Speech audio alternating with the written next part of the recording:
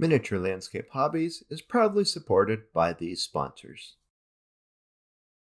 It's finally here, Flames of War Pacific. This has been a very long-awaited book for the fanatical jungle fighters out there in Flames of War land. Now, let's get the basics out of the way so we can dive into the army lists, which are extensive.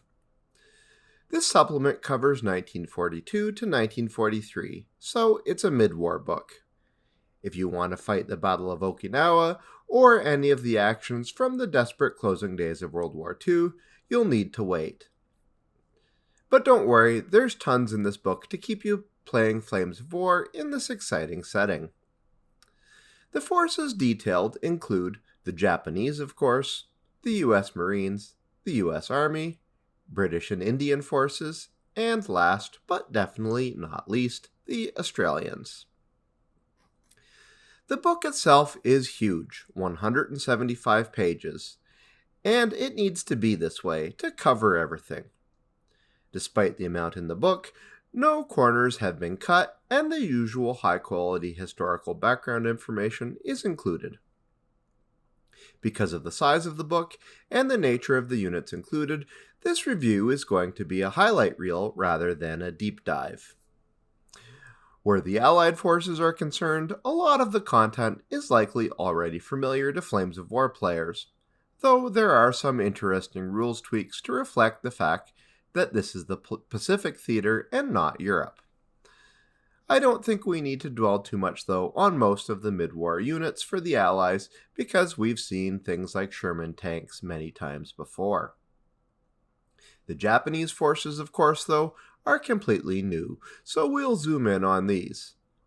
This does compel me to bring up a point. I'm a treadhead at heart. I love the armored aspect of Flames of War, especially during late war. Unlike the other supplements in late war, though, this book isn't chock-a-block with armored behemoths.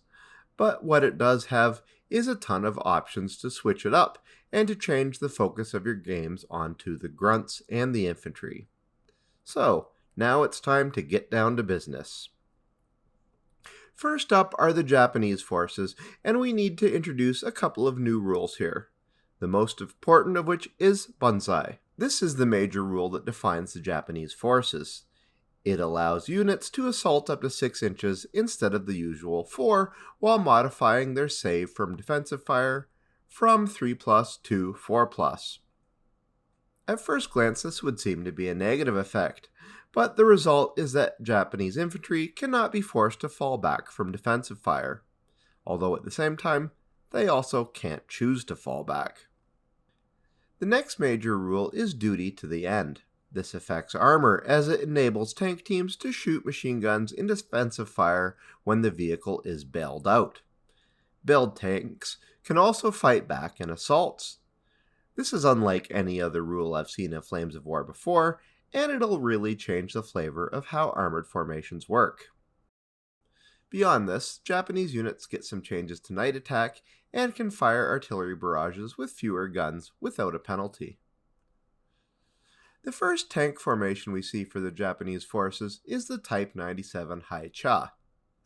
Like all Japanese tanks, these have lackluster stats.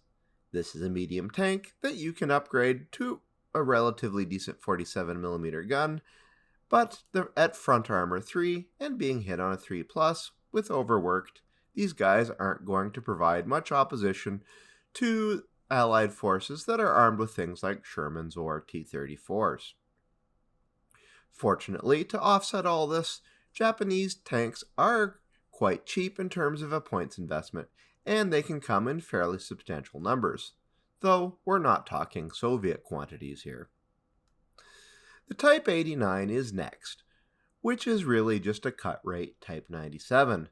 This is a medium tank with a front armor of 1. But don't worry, they look cool, and again they are cheap and can come in good numbers. The Type 95 is next, which is a true light tank in every sense. It has light armor and firepower. For being a light, though, they have a respectable machine gun rate of fire of 4 to keep infantry at bay. The Type 97 and 94 tankettes are also in this formation. Interestingly, the Type 97, with its front armor of 2, is a tankette that outperforms other light tanks and even mediums in terms of its front armor value. This finishes our focus on the armor and brings us to the real stars of the Japanese forces, the infantry.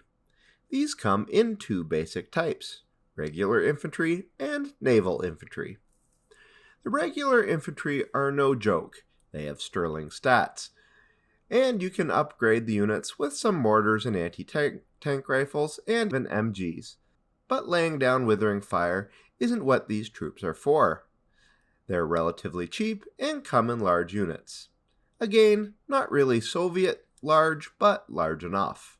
And they're clearly designed to use the Bunzai rule to overrun their opponents in assault. Hit on a 3+, these troops are going to need numbers to hold objectives, but they have a respectable last stand and counterattack of 3+ to assist with this. The usual support machine gun and small anti-tank artillery platoons follow. These are ideal to support your infantry, and interestingly, the artillery with its fire burst rule doesn't suffer penalties for shooting in its basic 2-gun platoon. When you consider that 70 and 75mm artillery can be included cheaply into infantry formations, it's obvious that Japan can really double down on a lot of artillery barrages. Naval forces come next, and here we see the Kamai Type 2 naval tank. These little guys are amphibious and, honestly, really strange looking. The stats are typical of Japanese tanks, but as they're crewed by elite naval infantry, they get a boost of 2+ for their last stand. Now we come to the Japanese Elite Naval Infantry Company, and whoa, these guys are really scary. They have all the stats of the regular Japanese infantry, but they can really double down on the Bunzai rule by having counterattacks and last stand values of 2+. With their respectable assault of 3+ and large numbers, the naval infantry cost a bit more than your standard infantry, but they'll grind any opponent down in close combat. And let this be a warning for allied players. Do what you can to keep these guys out of assault range, or you'll really regret it. Jumping ahead, we encounter some wildcard Japanese vehicles. This is a nice touch for players that might want to trade historical accuracy for more armored action. First is a single tiger. Yes, the mythical single tiger that Japan got in World War II is here. There's not much to say about it.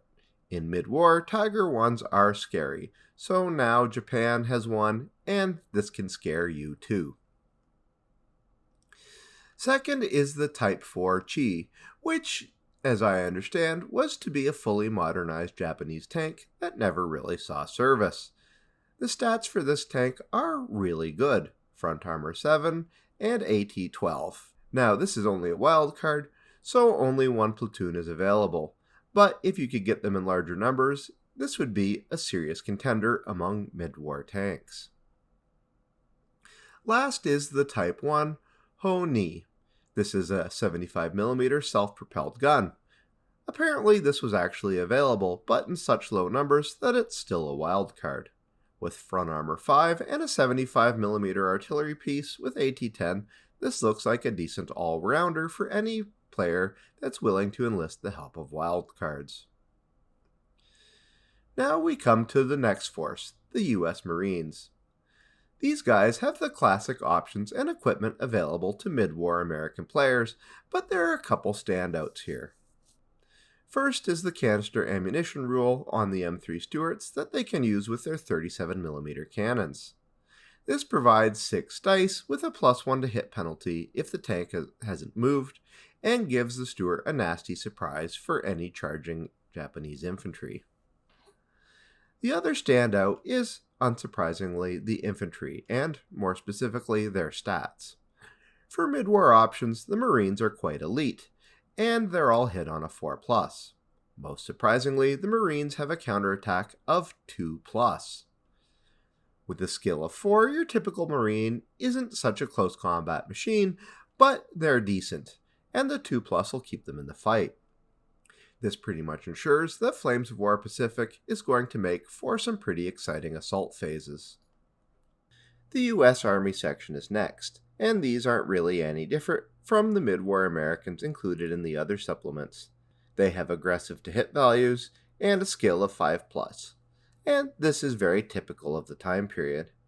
The only surprise here is that they can get the T-55 Interceptor as a wild card.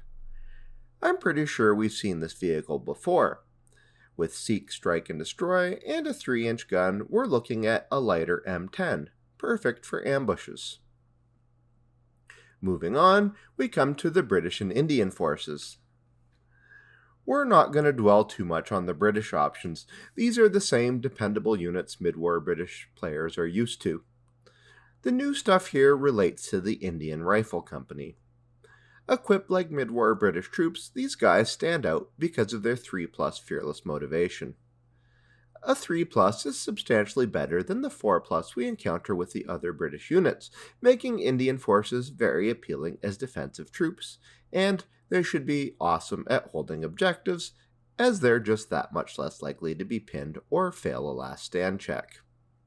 Also, their special rule, which is called War Cry, is a real standout, as their enemies must re-roll any successful motivation tests to counterattack them. Something that's also new here is the Indian Pattern Carrier Patrol, a new cheapish armored car that's not significantly different from other light British vehicles, but it makes for some good variety. The British wild card in the book is the Boarhound Armored Car Troop. I honestly can't recall if we've seen this vehicle before in other supplements, but this is basically a light tank on wheels. Only 30 were ever made, so these remain firmly a wildcard choice, but it's still nice to see a unique model available to the British. Finally, we come to the last army list in the book, the Australian Force. Again, we need to focus on the infantry here, and the Australians are, well, very, very scary. Hit on 4+, with great stats and equipment, the Australian Rifle Platoon seems excellent. Then you see this, a 2+ assault? Seriously? Everyone in Flames of Warland is going to keep their eye on this unit. I think we're going to see a lot of Australians charging Axis lines in future games. Do keep in mind, though, that as far as points go, these guys are pretty costly. But then, to counter this, there's the militia. This is an option to pad out Australian units with more cost-effective but still excellent troops. These guys are hit on 3s, but they're still contenders for solid troops and an excellent defensive force with a rally of 3+, which is going to be pretty handy. The last infantry option for the Australians is the Commando Independent Company. If you thought the regular Aussies were good, then wait until you get a load of these guys.